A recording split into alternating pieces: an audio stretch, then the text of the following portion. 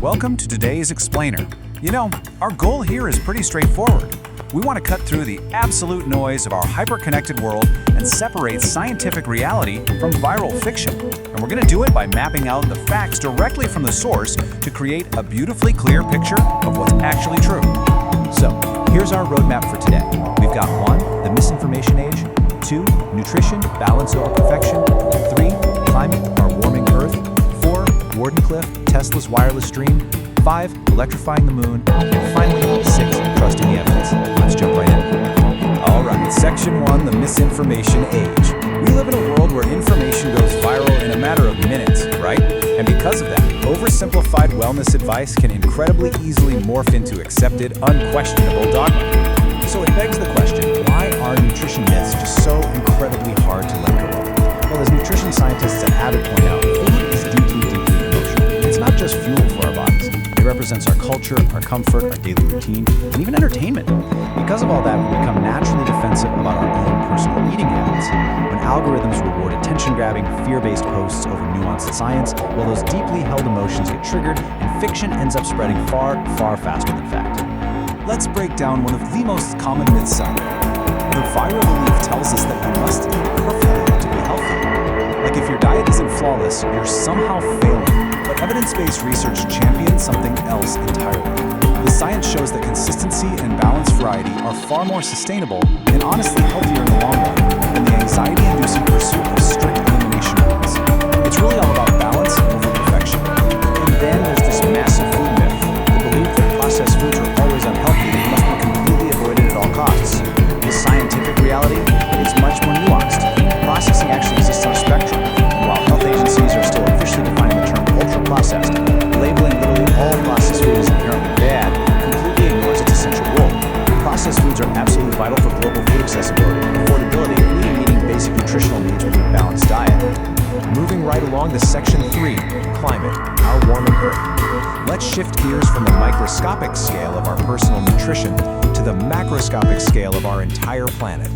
We really need to examine how misinformation impacts our understanding of our warming Earth.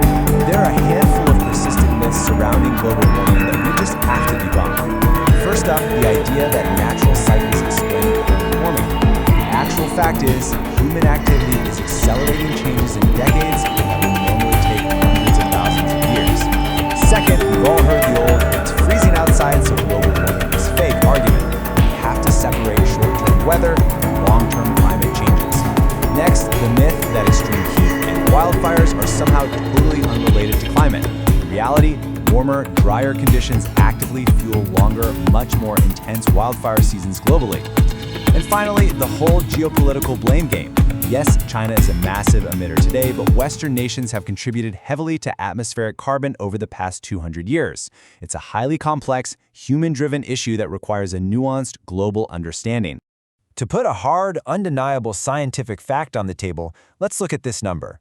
In 2024, our world got hotter than ever before, temporarily crossing the 1.5 degrees Celsius climate threshold for the very first time.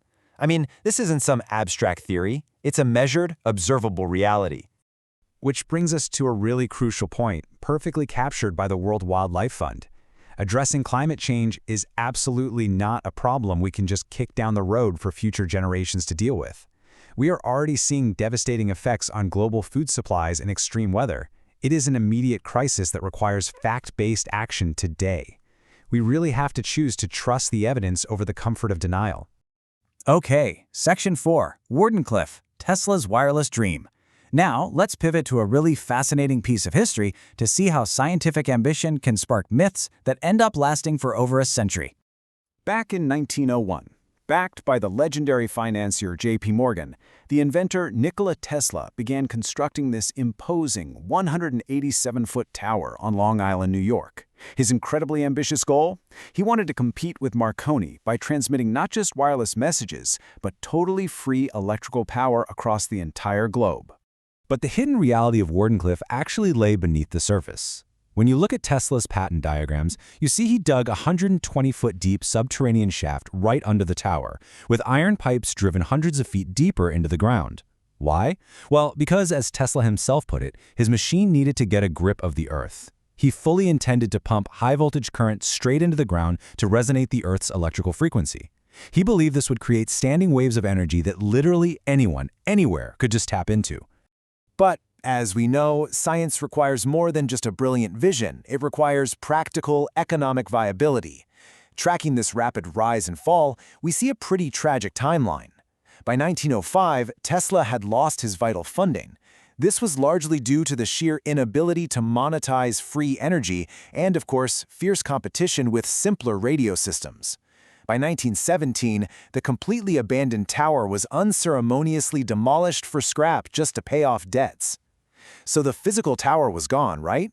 But the myth of Tesla's wireless grid, this idea of a magical solution to all our energy needs that was supposedly suppressed by greedy corporations, that lived on in popular culture. Which brings us to Section 5, Electrifying the Moon.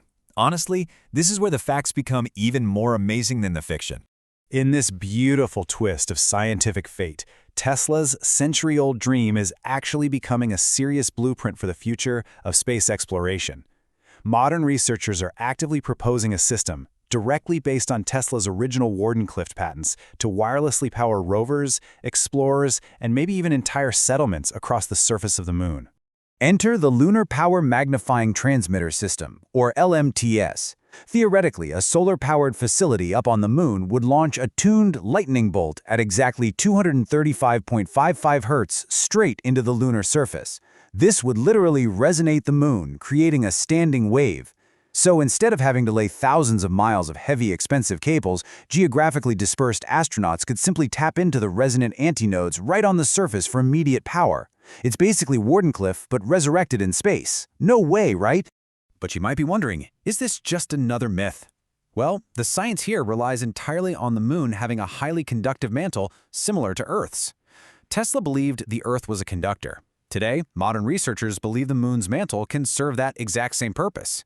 And this isn't just some fun thought experiment. NASA fully intends to test this very hypothesis, using the Lunar Magnetotelluric Sounder to measure the Moon's subsurface conductivity. It's evidence, once again, paving the way for the future. And finally, Section 6, Trusting the Evidence. From the food on our plates to the extreme weather outside, all the way to the futuristic power grids of lunar colonies, separating fact from fiction is really the only reliable way forward. So I'm going to leave you with this final provocative thought for today's explainer. In an age of endless viral information, where it is just so incredibly easy to believe the loudest voice or the most comforting fiction, choosing to actively seek out and trust verifiable scientific evidence is our greatest tool for understanding the universe. So, will you let myths dictate your choices, or will you let the evidence guide you? Thank you so much for joining me, and keep asking the right questions.